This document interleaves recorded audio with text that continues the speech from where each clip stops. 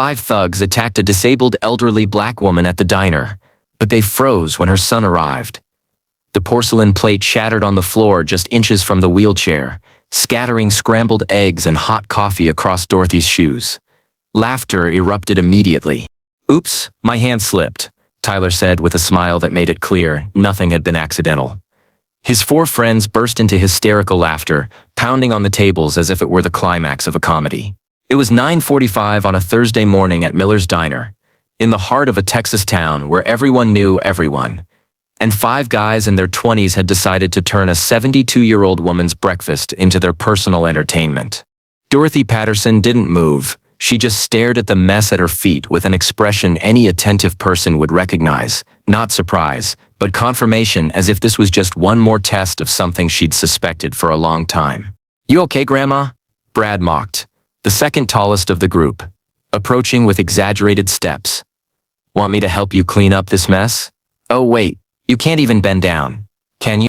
Dorothy had come to Miller's Diner 3 times a week for the past 40 years.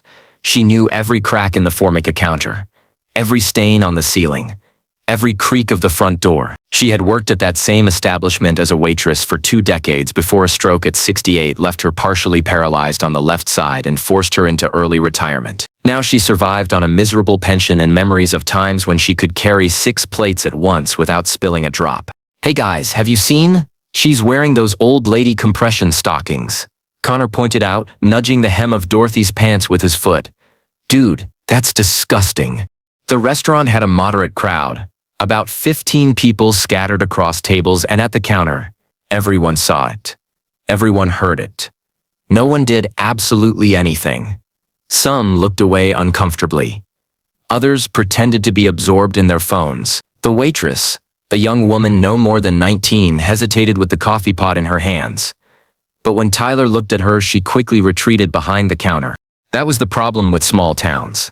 Everyone knew who these boys were. Tyler and Brad were sons of wealthy local farmers. Connor worked at his father's dealership. Jake and Ryan were known for their wild parties and a history of minor infractions that never amounted to anything more serious than an informal chat with the sheriff, who coincidentally played poker every Saturday with their parents. "Honestly, I don't understand why people like this don't just stay home." Jake joined the group now, surrounding Dorothy's table like hyenas around wounded prey. "I mean, nobody wants to see that while they're eating." Dorothy finally looked up.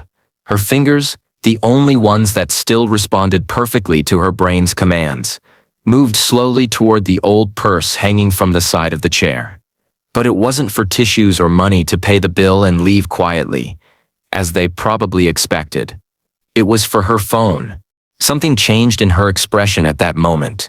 A flash of memory crossed her face. 3 weeks ago, in this same restaurant, when Tyler accidentally bumped her chair as he passed. 2 weeks ago when Brad made comments about that old medicine smell loud enough for her to hear. A week ago when Connor recorded her trying to reach the sugar and posted it on his stories with the caption, "Poor thing, she can't even do things alone," followed by laughing emojis. She had saved it all, every word, every look, every incident. Because Dorothy Patterson wasn't just an old woman that arrogant small-town boys could torment with impunity. She was a woman who had raised her son alone after her husband died in a workplace accident. A son she taught never to accept injustice, to always defend those who couldn't defend themselves, and who grew up to become exactly the kind of person that parents like Tyler, Brad, Connor, Jake, and Ryan's prayed their spoiled children would never cross paths with. "Who are you calling, Grandma?" Ryan snatched the phone from her with a yank. "Going to call the police?" "My uncle is the sheriff, old lady." The call was already in progress on speaker, and on the other end, a deep, controlled voice resonated through the diner. "Mom, what's wrong?" Ryan looked at the phone in his hands, as if he were holding an activated grenade. "James." Dorothy's voice was shaky, but there was something in it that made silence fall over the restaurant like a shroud. "Those boys again. They've broken my plate, stained my clothes, they're surrounding me." The silence on the other end lasted only 2 seconds, but they were 2 seconds that seemed to absorb all the oxygen from the air. "Mom, are you still at Miller's?" "Yes." "Don't leave, don't move. I'll be there in 10 minutes. The call ended. Ryan returned the phone to Dorothy with a clumsy movement, suddenly much less confident. Tyler forced a nervous laugh. Oh, how scary. Grandma's son is coming. And what's he gonna do, dude? Complain to our parents? He tried to maintain the mocking tone, but there was a noticeable crack in his voice.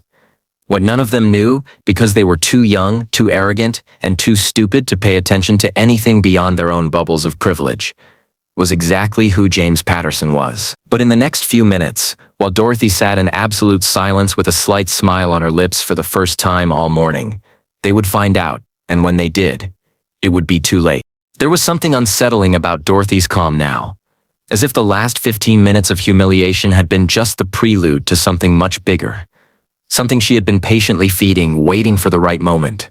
The boys began exchanging uncomfortable glances, feeling for the first time that maybe they had crossed an invisible line. Outside, the distant sound of a powerful engine began to grow. It wasn't the usual Texas traffic noise.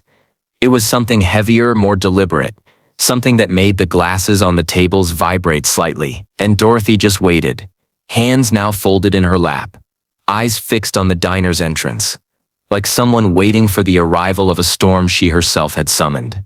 If you're enjoying this story and want to discover what happens when this woman's son finally arrives, don't forget to subscribe to the channel. The black Dodge Charger stopped in front of Miller's Diner with precision that made the windows vibrate. It wasn't the type of car often seen in that part of Texas, at least not driven by someone from that neighborhood. James Patterson was 38 years old and looked carved from granite. When he stepped out of the vehicle, his physical presence immediately commanded attention. 6'3" of pure compact muscle, shaved head, arms covered in tattoos that told stories most people would never live. But the most unsettling thing wasn't his intimidating appearance, it was the absolute control in every movement, the economy of gestures of someone trained to act, not react. Tyler was the first to see him through the window. Dude, look at the size of that guy. James entered the diner as if conducting a tactical operation.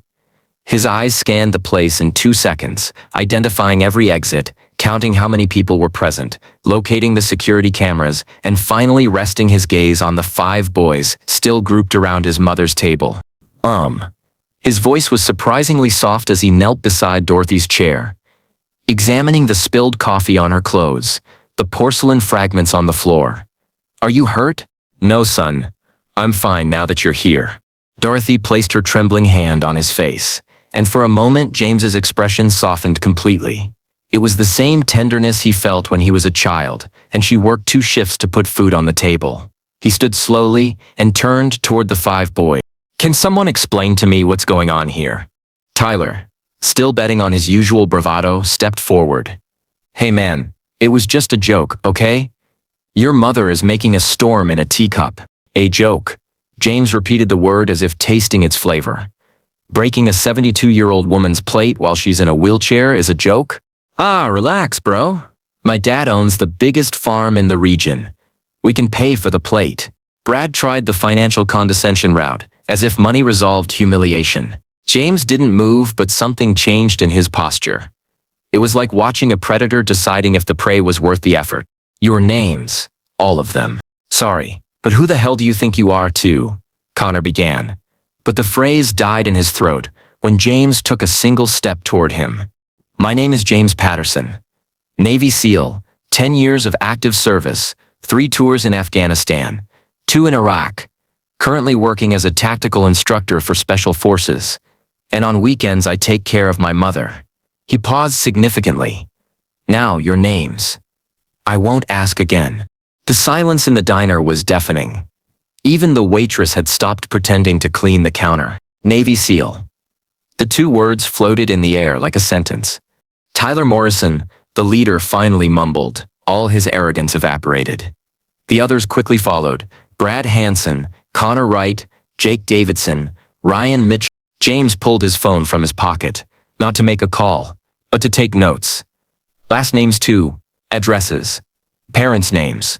Dude, this is harassment, Jake tried to protest. Harassment is what you did to my mother. James's voice remained calm, but there was a weight in it that made Jake instinctively step back. I have witnesses, security cameras, and most importantly, I have my mother telling me this isn't the first time. So you can cooperate now, or I can make this official. You choose. Ryan, always the most nervous of the group, broke first, beginning to spill information as if confessing his sins. The others followed, realizing that resistance would be worse, while James methodically noted every detail.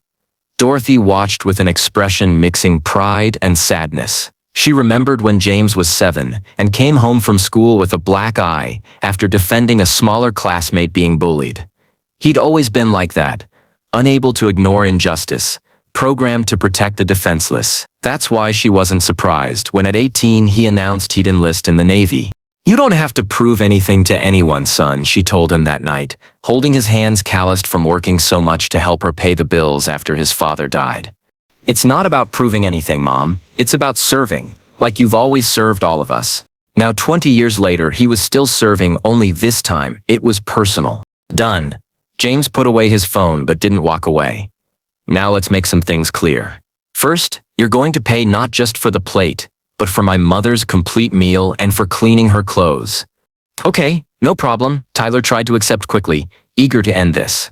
"I'm not finished." The interruption was sharp. "Second, you're going to apologize. Truly, not those empty sorry ma'am apologies, but genuine requests for forgiveness," looking her in the eyes. The discomfort was palpable. Apologizing meant admitting a mistake, and admitting a mistake meant lowering themselves to the level of someone they had spent all morning dehumanizing. "And third," James crossed his arms, "I will personally visit each of your parents. I'm sure they'll love to know how their sons treat defenseless elderly people in public establishments." "You can't do that," Brad finally found the courage to protest. "My father will sue you." "For what? For reporting a crime?" James tilted his head. "Because that's what you've committed. Article 47 of the Texas Penal Code. Elder abuse. You could go to jail for up to 10 years for it. Do you really want me to turn this into a police case?" The threat hung in the air. 10 years. Suddenly the joke didn't seem so funny anymore. Dorothy watched everything in silence, but inside, a warm satisfaction began to spread. It wasn't about revenge, but justice, that finally, after 3 weeks enduring escalating provocations, these privileged boys realized that actions have consequences. She had raised James alone, after her husband died in a construction accident, when the boy was only 5. She worked as a waitress at that same restaurant for 20 years, saving every penny to give her son a better chance. And he didn't disappoint. He became everything she had dreamed of and more. "Can you start?" James gestured to Dorothy. "She's waiting." Tyler was the first to approach with hesitant steps. "Mrs. Patterson, I'm very sorry for what we did. It was wrong. Very wrong." The words sounded mechanical. Rehearsed.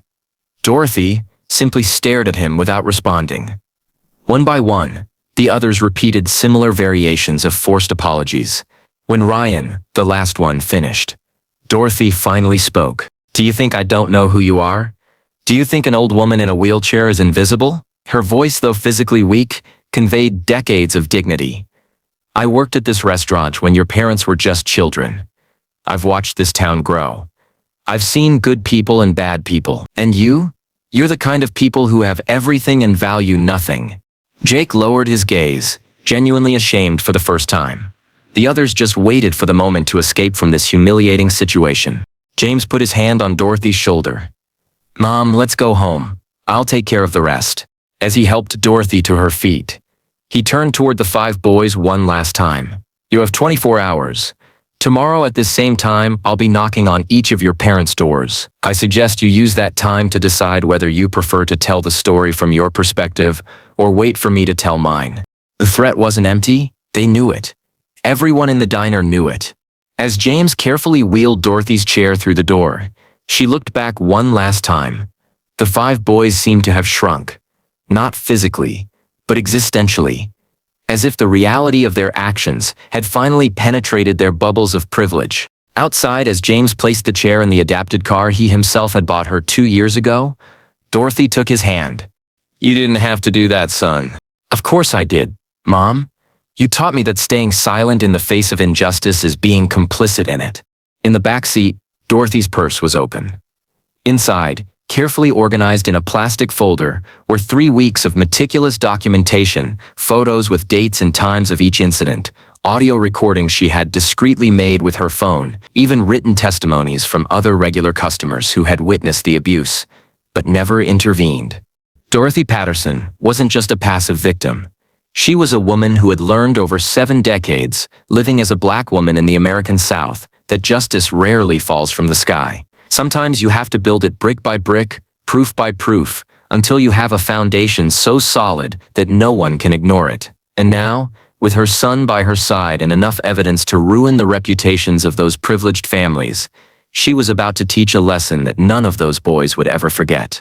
Each new humiliation they inflicted only strengthened something inside her that her oppressors couldn't see, a silent determination fueled by the very injustice they tried to normalize. What those privileged young men didn't know was that each act of contempt was writing their own sentence, and Dorothy had become the patient scribe of that inevitable condemnation. 22 hours later, James kept his promise. The first stop was the Morrison Farm, a 500-acre property that had dominated the county's rural landscape for 3 generations. Mr. Morrison opened the door expecting another salesman or agricultural representative. When he saw James Patterson on his porch in his impeccable military uniform with a posture that inspired instant respect, his expression changed immediately. "Mr. Morrison, I'm James Patterson. We need to talk about your son Tyler, and an incident that occurred yesterday at Miller's Diner." The conversation lasted 40 minutes. James didn't shout, didn't threaten. He just presented the facts with the precision of a military report. Dates, times, witnesses, photographic evidence that Dorothy had discreetly collected over the past 3 weeks. When he finished, Mr. Morrison was pale.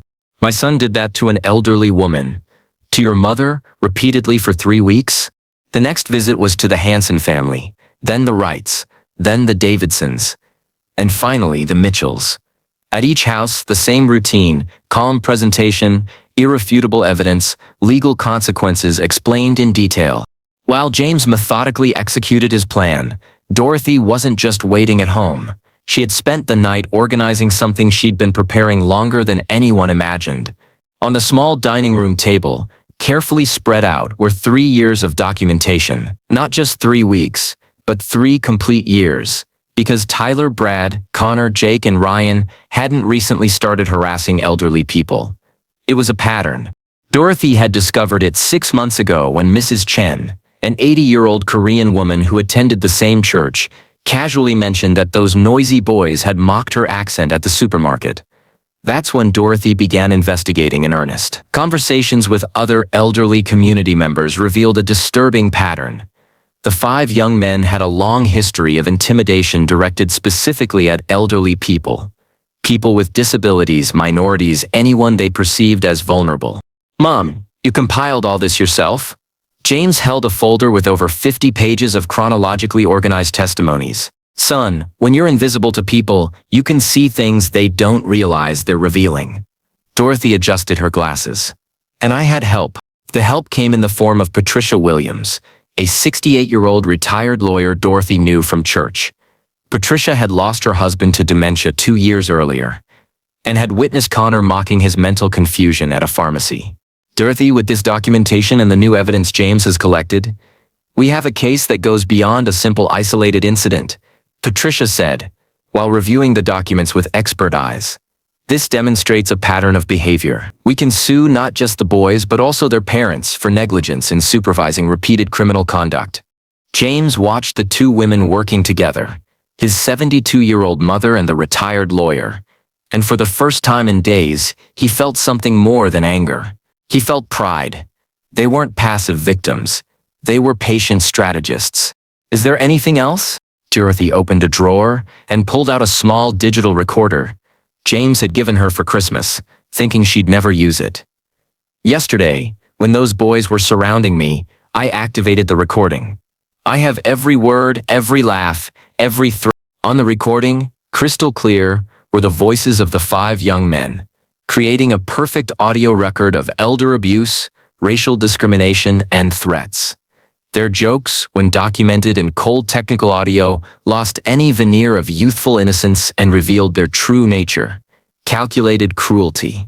Meanwhile, at the homes of the 5 boys, reality was beginning to penetrate their bubbles of privilege, For the first time, Tyler watched as his father confiscated his car. Brad was forbidden to leave the house. Connor was forced to disconnect from social media. Jake and Ryan faced conversations that began with "You've embarrassed us" and ended with threats of disinheritance. But the real storm was still to come. The following Thursday, exactly 1 week after the incident, Dorothy returned to Miller's diner. Not in a wheelchair, she could walk short distances with a walker, but she chose the chair on purpose. She wanted them to see exactly who they had tried to humiliate. The reaction was immediate. Conversations ceased. Utensils stopped midair. All eyes turned to her as James calmly wheeled her to her usual table. "Good morning, everyone," Dorothy greeted with a clear voice. "Nice day, isn't it?" The uncomfortable silence broke when the 5 boys entered the restaurant. Not by their own choice. Their parents had forced them to be there as part of the promised consequences. They looked like they'd aged years in a week. Tyler was the first to approach. "Mrs. Patterson." His voice failed. "Not yet." Dorothy raised her hand. "First, I want you to see something." James connected a tablet to the small television the restaurant used for watching football games. On the screen began a professionally edited compilation, security camera clips from the past 3 months, showing the 5 young men harassing not just Dorothy but at least 6 other different elderly people. Each date, each location, each victim clearly identified. The restaurant watched in absolute silence. When the video ended, several people had tears in their eyes, not from pity for Dorothy, but from anger toward the aggressors. "This isn't just boys being boys," Dorothy finally said, her voice resonating in the silence. "You're predators who choose the easiest prey, and I have evidence of every moment." Brad began crying openly. Jake stared at the floor. Ryan trembled, visibly. Connor looked on the verge of collapse. Tyler was pale as paper. Patricia Williams, sitting at a nearby table, stood up. "Gentlemen, I'm Patricia Williams, attorney. I represent not only Mrs. Patterson, but 6 other families you've tormented. We have enough documentation for criminal and civil proceedings that would destroy not only your lives, but potentially your parents as well." The weight of those words fell on the 5 young men like a sentence of social death. Their lives, carefully built on privilege and impunity, were crumbling in real time before witnesses, recorded for posterity. Dorothy observed each of them with an expression, mixing severity and something more complex, not exactly pity, but the recognition that in the end, they were foolish young people who had never faced real consequences until now. But she paused significantly, and for the first time the 5 looked up with something like desperate hope. Perhaps there's a better way. What none of them realized yet was that Dorothy wasn't just seeking to destroy them, she was seeking to transform them. Because unlike the boys who judged people by their appearance and physical limitations, Dorothy saw potential even in her worst oppressors. The plan she and Patricia had developed wasn't just about revenge, but about rebuilding 5 shattered lives and in the process, saving future victims these young men would inevitably encounter if they continued on their current path. But first they would have to reach the bottom of the hole they themselves had dug. Because only when you're completely destroyed can you begin to rebuild something truly better. And the bottom of the hole was closer than any of them imagined. "The better way," Dorothy repeated, looking each of the 5 boys in the eyes, "is that you understand what a real consequence means." Patricia opened a second folder. "In addition to the criminal proceedings I've already mentioned, we've compiled something else interesting." She began distributing copies to each of the parents present. "The complete history of your son's behavior over the past 3 years, 17 different victims, all documented." Mr. Morrison leafed through the pages, his face increasingly flushed. "Tyler, is this true? You did that to Mr. Chen too?" "Dad, He couldn't respond. James turned the tablet back on. "But there's more. Last night I had productive conversations with the school board, the county sheriff, and 3 local journalists interested in stories about systematic abuse of elderly people in our community." Brad started hyperventilating. "You're gonna expose us publicly, aren't you?" "You're gonna do it yourselves," Dorothy raised her hand. Patricia explained coldly. "You have 48 hours to record public videos confessing your crimes, apologizing by name to each victim, and committing to 500 hours of community service at nursing homes and senior centers." These videos will be posted on your personal social media accounts. Impossible. This will destroy our reputations, Connor protested. Exactly. James crossed his arms. You destroyed the dignity of 17 people. Now it's your turn to learn how it feels. And if we refuse? Tyler tried to maintain some bravado. Dorothy smiled for the first time. Then Patricia will initiate all criminal proceedings tomorrow morning. Article 47 of the Texas Penal Code. You 5 will answer criminally. Your parents will answer civilly, and I will personally ensure that every newspaper, every television channel, every blog in this region knows exactly who you are. The silence that followed was absolute. The 5 young men looked to their parents for salvation. They only found disappointment and shame. Mr. Hansen was the first to speak. Brad will accept the conditions and fulfill every second of those 500 hours. One by one, the other parents agreed. They had no choice. Dorothy had built a case so solid, so meticulously documented, that resisting would be social and legal suicide. One last thing, James approached the boys.